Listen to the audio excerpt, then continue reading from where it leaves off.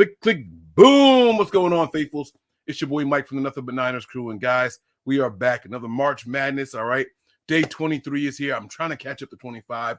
I'll be bringing another one tonight because I'm out with the guys, having cigars, watching some boxing, watching my people get it in out there. Boom, boom, boom. I like that, right? We're going to have some fun. For those of you who don't know what the March Madness segment is all about, I will break it down for you right now, all right? What we do here on March Madness is we have a 15-minute segment where you guys can ask Mike anything. And not just Mike, anybody who's on the panel at the time. All right, now, right now, it just happens to be me. Sometimes we'll have Tony on. Sometimes we'll have Wayne on. Sometimes we'll even bring in a guest or two.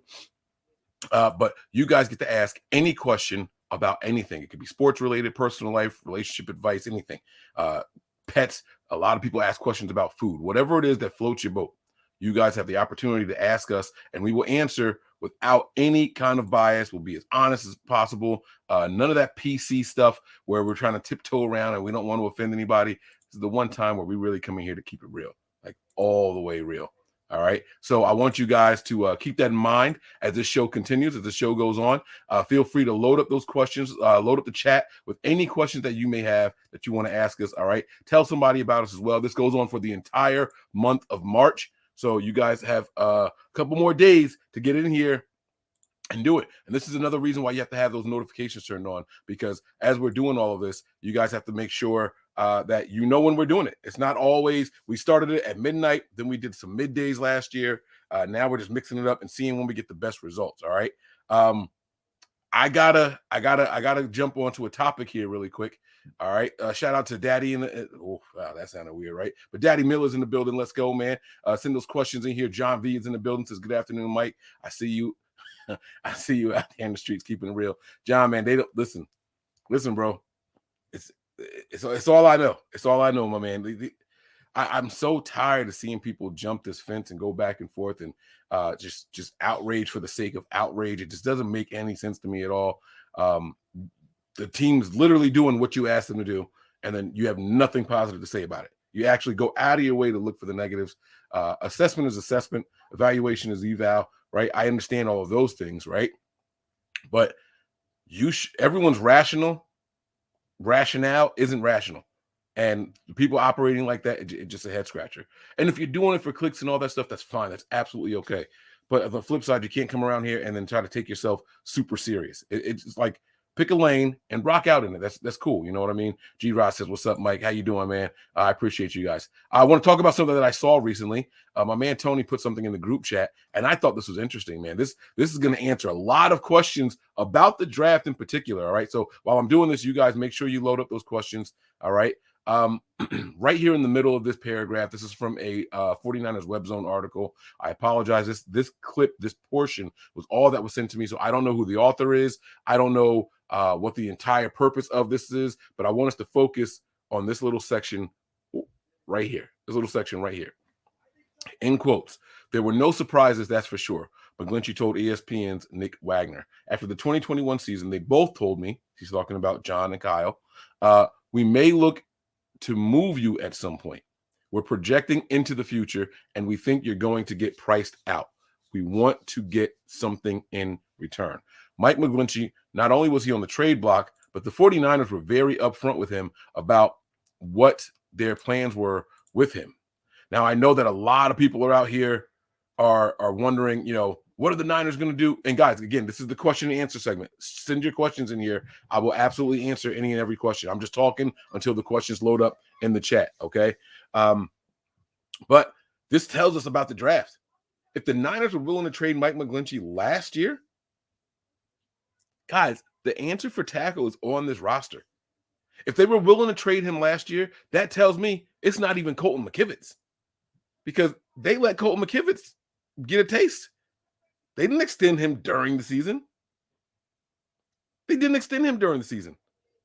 That was after McGlinchey touched free agency. So that tells me that there's an answer on the roster that the Niners like. Guys, if you're doing your mock drafts, if you're out here, you're building your boards and all that stuff, and you think right tackle is at the top of the list, bump it all the way down. They've been projecting forward, and the answer is in the building. That's really, really exciting to me. I really, really like seeing that article. All right. Let's see here. What we got here. Any questions in here yet? We're becoming the San Francisco Panthers. Hey, did you guys know that there's a Carolina 49ers? If you guys Google, it's a college team. It's a 49ers team that plays in Carolina. So we're just coming full circle. You know what I'm saying? It's okay. There's nothing wrong with that, man. Listen, we have a 49ers East in Miami. There's another team. Oh, there's a 49ers part 2 in the NFC West in Seattle. Any DB that we cut, they just grab them right up, right? So this is the league. This is what we do. Couple players, couple coaches from the Panthers, and here we are. Here we are. All right. John V says, yes, sir. Clicks and engagement have become an excuse for the dramatic. It has, man. It has. It absolutely has. So, John, if you have this article, man, send it to me. I want to read the whole thing, man. I like Mike McGlinchey. You guys know I've stood behind him for a long time. And I was happy that the team was willing to move on with him, and they were upfront with him. That's another thing too. I hate when players' futures are looming and they don't quite know what to expect. It sounds to me like the Niners gave Mike McGlinchey every heads up possible. He was aware of what they were going to want to do with him, and they did it. So I like seeing and hearing that. That's amazing. All right. Daddy Miller with the important message here. Speaking of clicks, click that like button, baby. Come on, y'all. Slap that like button for me. Pow. All right. Let's do it. All right. Here we go. Question. Does McGlinchey's honesty and Shanahan and Lynch's honesty make you trust them more? Absolutely. 100%, right? How can you not, right? And this furthers my point where we, the content creators, we, the viewers, we, the fans of this team, don't always know everything. We don't always know everything, right?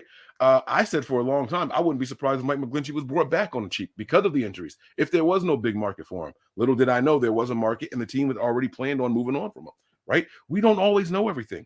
They have answers years down the road built into what they're doing, their plan. And if you don't trust it, it's incredible. It's crazy to me, right? We sat there. Check this out. They told this to Mike McGlinchey heading into the season, based off of that article I just read. They were very upfront with him heading into the season that his future with the team is over, right? This is your last year here. We're even going to try to trade you if something comes up during the season. All right. Now just think about this. That means that they are thinking the start of the 2022 season at the end of 2023. They have a player in mind that's going to replace him. That means that they have a player in mind going forward. Yet we watch 8 games of a third string quarterback and just we know for a fact that guy's a starter over the guy that they traded all that capital for and have been investing in for the last 2 seasons. Think about what I'm saying. They went with and started and played all season long a right tackle in Mike McGlinchey. And it comes out now that he wasn't even part of their plan for the season. I'm just saying, guys, we're so reactive in our fandom and in our analytics and over-analysts, right? Over-analyzing everything and every little move that the team makes. We put everything under a microscope, where it was sometimes we have to step back and just let the Niners cook and see what their plan is. I don't think the Niners are as reactionary as the fans are. Yes, we saw 8 phenomenal games from Brock Purdy. Yes, the team averaged a whole bunch of points. But there's a plan in place, guys. There's a plan in place. Absolutely, it makes me trust them more, Big Papa. Phenomenal question. Keldrick says here, Mike, bro, anyone else ever mention you and Fred Warner? Yes, I have heard that a couple of times. I have this red headband that I put on sometimes too. I have gotten those comparisons. It's just because our locks are similar in size and our complexion. That is it. Otherwise, I don't look anything like Fred Warner. But hey, I have been compared to worse. When I was young, before I put on all my weight and the long hair and everything, guys, I got a lot of ludicrous comps when I was young. I never saw it. Ludacris is someone that I've been compared to before as well. So it's kind of wild. It's kind of wild. John V says, Mike, can you use your influence to make PFF stop charging now for mocks? I'll do what I can, bro. I'll reach out and say, yo, what's up with the free links for the mock drafts? But I don't subscribe to PFF. I don't. And when I say I don't subscribe, I don't support them. They have some decent people over there, right? But I look down. I begrudge. I resist people that walk around and look down on everybody else. Well, I said this. This is what you should be going by, and this is all that matters. I don't like that kind of shit. I can sit here and analyze someone. I can watch a whole game and come on the overreaction show and tell you guys, despite what you think, this player had a good game. Or I could tell someone and be in complete agreement with you guys, this guy had a really, really bad game. And we will take our eyeballs out of our head. We will cut off the top of our skulls, flip it open, grab our brains and throw it away, close the lid, and just wait for PFF to tell us what the grades were. And we say, oh, never mind, this person actually didn't do what we thought we just saw, what everyone just saw them do. No, because PFF said different. And then when you talk to the PFF guys about it, they tell you, you just don't understand our grading system. And trust me, it's good. That's it. I've had these conversations in the DMs.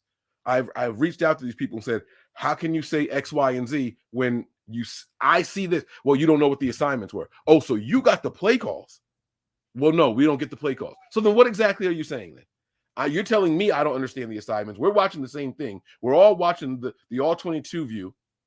And you're telling me I don't understand the assignments. Based off of what? And you're confirming to me you didn't get the play calls. So what is it? Make it make sense for me. I don't know. But I'll reach out. I'll see if there's anything I could do, man. I don't have that much influence though. People don't like me in the industry, bro. All right. Sup, my guy. He says here, Mike, how's it going? Well, I'm having a good day so far on a Saturday. How long have you been in the podcast game? Whew. My first podcast for Niners, let me be very clear here, for the 49ers was in 2010. I have been podcasting for the 49ers since 2010. Nothing But Niners has been in existence since 2017. All right. 2017 for Nothing But Niners. 2010 was my first podcast. It was called the 49ers Gab Podcast. There's a couple of episodes still out there. I tried to go and delete them all. I can't find them anymore, but there's like 2 or 3 of them that are still out there somewhere. So if you guys go on your podcast apps and search 49ers Gab, you'll hear some of my old original work, man. It wasn't good. Background music, and I mean, not for nothing though. I was vibing, man. I kind of miss those days, man. I really, really do. Now YouTube monetization and all that stuff, you can't put music and all that kind of stuff. It's kind of crazy, man. What's going on, Rick? I see you out there, man. Mike, what do you think of the new kicker, Zane? Do you think we take another kicker in the draft? I think Zane is exactly what we all wanted him to be. We wanted a cheap option to come in here that's a veteran. Now, he's coming off of an injury and all, but that's fine. Contract guarantees are all paid up, so the Niners are not locked into this guy. If he's not good, you let him go. You want a guy who is a good, experienced veteran kicker. He's 80+% over his career. His last year was over 90% when he was a kicker, although he did miss last year, right? He's not going to cost the team a lot of money, and he doesn't stop you from drafting a kicker and letting the two of them compete. That is exactly what you wanted from that position this offseason. I love the signing. I'm not saying he's going to be the guy, right? I'm saying that this is the perfect scenario for this team and the kicker position. And yes, I do think we draft somebody else. How many games are you going to this season? As of right now, Danny, just the one in Pittsburgh. All right. I committed yesterday to that one. My man John Chapman is doing his the Rush podcast little party tour that he's doing for all the away games. I will be there in support of my man Chapman. A couple of us from Nothing But Niners are going to be there as well. So that's the only game I'm committed to going to this year. I actually don't get good vibes going to games. I just feel like it's more lucky for me to be at home. So we'll see how things will change. I'm sure they will. Mike, are we moving up at any time in this year's draft? I'm going to say yes. I think we do move up a little bit. I do. All right. Charlotte. Yes, Charlotte 49ers. I said Carolina, didn't I? But they are. They're called the Charlotte 49ers. Good call there, J. Ellie. Sorry about that, guys. Let's go, Jersey. Huh? Let's go, Jersey. Hope Trey comes out and balls this year. I do too, man. Absolutely. Let's see what else we got here. The grading systems answers are in the cave. Yeah, come on, man. All right, here we go. Big Papa says here, have you noticed that in the past, the 49ers draft pattern seems to mimic their free agency patterns? I haven't paid attention to it, but now I'm going to go and look. Now you've given me something to go look at. I'm going to look at the 49ers free agency moves and then I'm going to look at the positions that they draft. That's very, very interesting. Good. This is something to look at, man. And I'll get back to you on that, Papa. So I'll let you know what I find. All right. If I don't find anything, I'm gonna tell you, man. Nope, sorry, didn't see it. So all right, but I'll take a look for it. John V says, "Oh shit, Pittsburgh is an hour and a half away from me, Mike. Come on, man, let's do it, John. Come on, bro. Come on, man. We'll make a whole weekend out of it. I'll come out there. Let me be on your show, man. I don't want to eat any hot wings though. I saw that shit. I'm not trying to cry. Not on camera anyway. Yeah, no, man. I'll do that. I'll absolutely do that. So yeah, at least a shot, man. That's going to be a lot of fun. I'm down, man. Guys, any other questions for us? Big Papa, can you elaborate? They want to know what you mean by how the 49ers free agency, the draft mimics the free agency. Are you saying like position by position? We sign this guy and this guy, or this position, this position, this position, and then those are the same positions we draft in that order, or are you suggesting something else? Because I'm just going to go with a blank canvas and take a look and see how it all looks. I'm going to see if I notice a pattern of any sort in there. Look at this, Daddy talking to Papa. This is a grown man. You know, you guys are. This is the paternal podcast of 49ers. This is wild here. All right. Any other questions, though, guys? If not, I'm going to wrap this thing up here. Again, we seem to take free agents to meet a need and then use the draft to go for possible excellence. Oh, yeah. I think okay, Papa. But I think this is the structure of any good team, right? Your biggest weakness, in my opinion, your biggest need, your biggest weakness should be addressed in free agency. And I'll tell you why. Where you go for depth, you go for potential replacement guys a year or two down the road, you go for them in the draft, right? And this is because absolutely no one that comes out in the draft is going to be a lock, right? No one's a guarantee to be successful.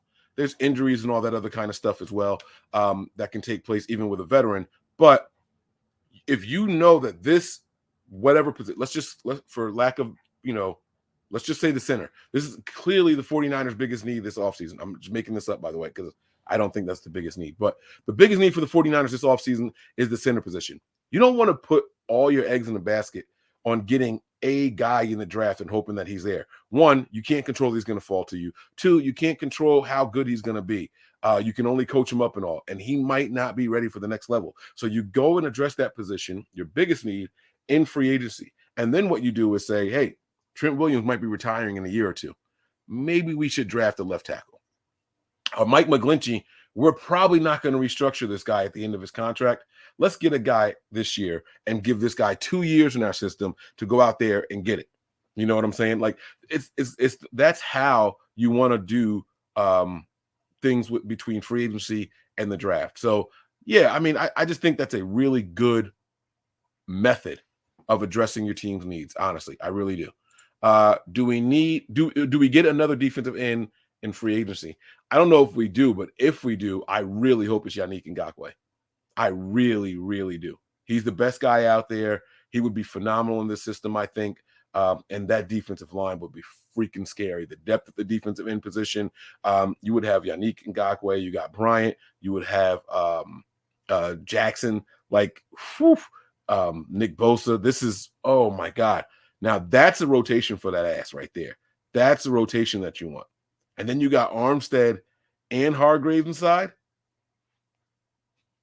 It's over. Armstead, Hargrave, Kinlaw in rotation. Come on, bro. Givens, this defensive line would be mwah. Oh man, if they can get Yannick, man, I would do a happy dance on camera. I really would.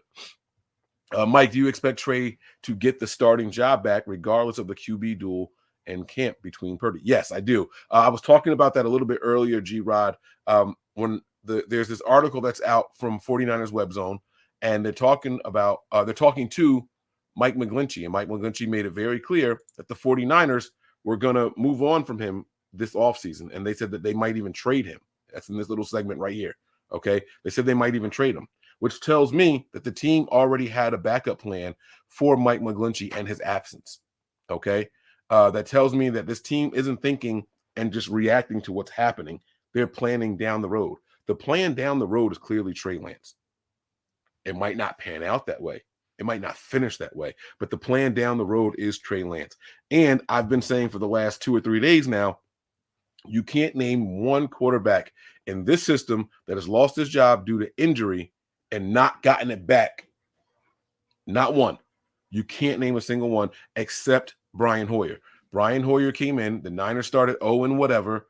They benched him. They brought in C.J. Beathard. Beathard got injured. They went to – did Nick Mullins play before Jimmy? No, they went to Jimmy, and then Jimmy came the next year, and then Beathard, and then Mullins, and then back to Beathard. Like it was – but every time one of these injured quarterbacks goes down, whenever they're healthy again, they get their job back. Think about when Jimmy lost his job.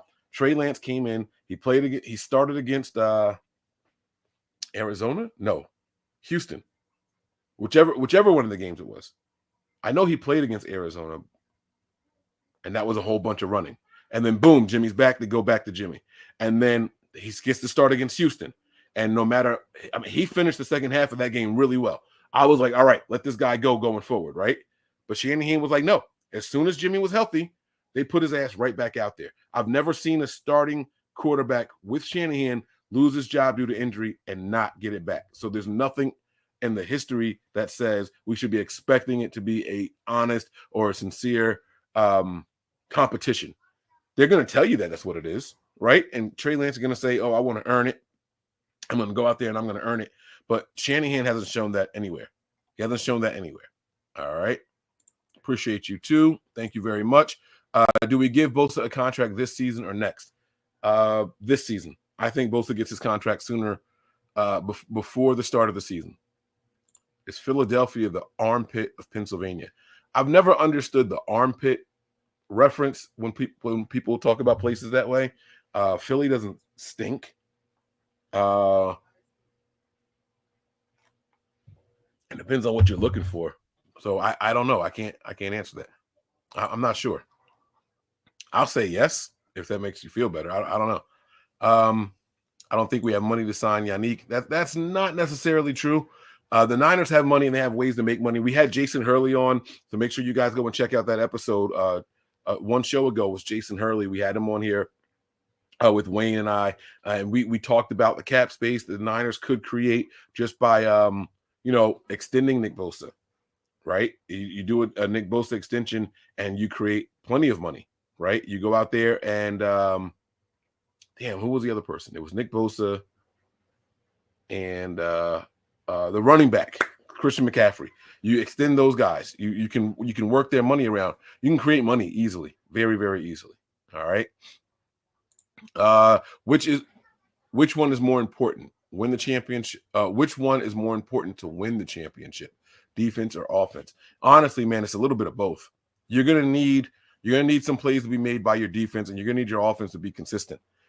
Because you're going to be going up against a good offense and a good defense. You're going to need both of them, man. It's got to be about balance. If I had to pick one or the other, I mean, look, this is what I honestly feel. Kyle Shanahan is the offensive genius. So for us, we have to focus on the defensive side. We got to make sure that defense is living it up.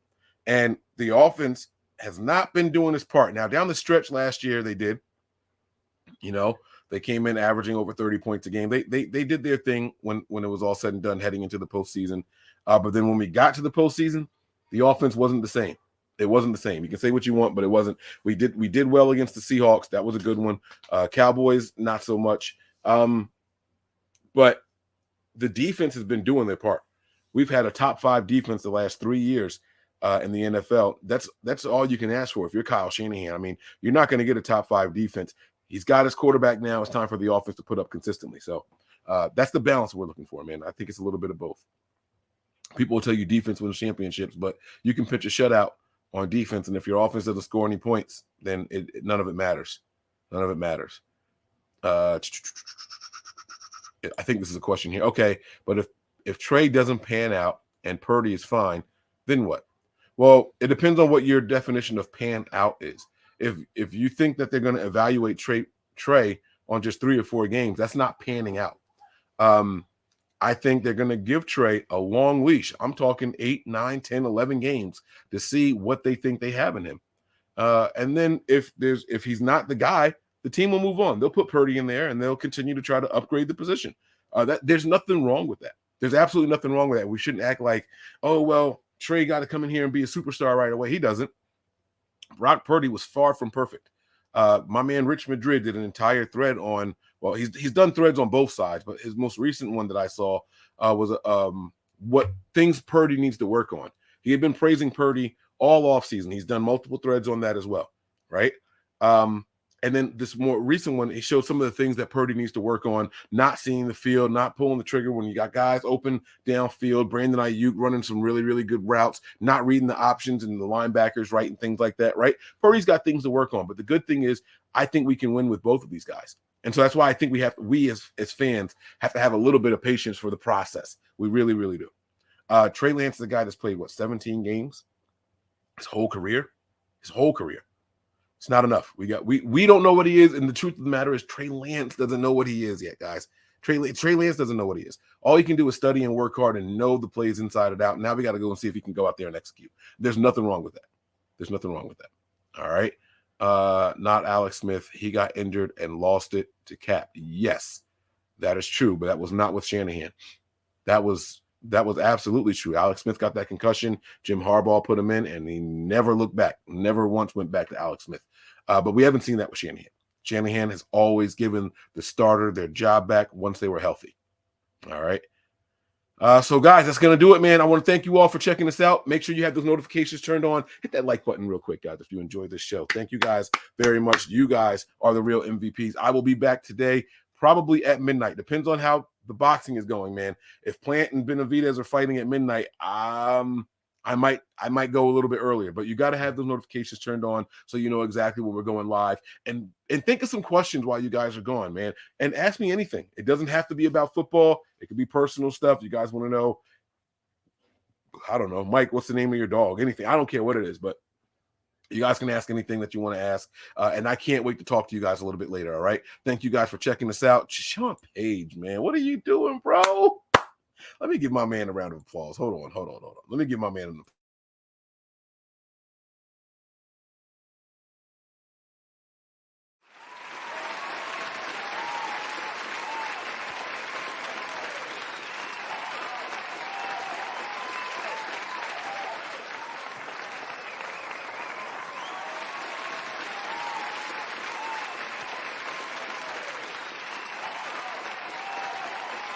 My man JP stopping by to show some love. Always appreciate it. You don't have to do that on these shows, man. But I do appreciate it, Deshaun. Thank you so much. And I'm really, really hoping that you're available for the next one that we do, man. So thank you so much. All right, you guys stay safe, stay saucy, stay spicy, huh? And we'll see you guys on the next episode. We're out of here.